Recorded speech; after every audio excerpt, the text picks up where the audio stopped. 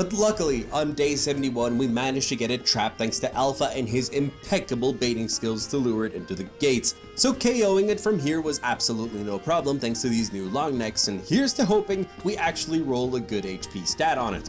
Pixel at this time was working on the Theory breeding, as we still do not have an equal pair of those, but we're getting quite close. Goten this time was also doing a meat run for all of the meat-loving babies that we have, and finally, the Yuri tamed, and just look at that, that's 45 HP, I couldn't ask for more.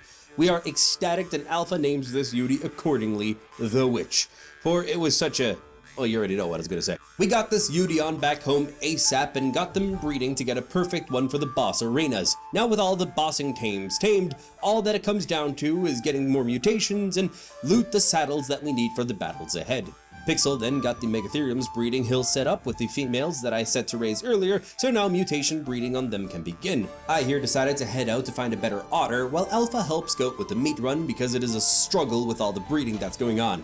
They eventually brought a massive haul back home, and Alpha decides to continue the meat run on an imprinted Rex that he had raising, so Goat can now focus back on his squids. What I was happy to show him though is that I managed to loot this here Ascended Scuba leggings on my trip. He's gonna be ecstatic to use these on his dives. On day 72, I decided to help Pixel with the breeding and resource gathering because he was breeding at hyper speed to get all of our bossing tames ready. And Goat was just chilling while he was fishing, or so we heard.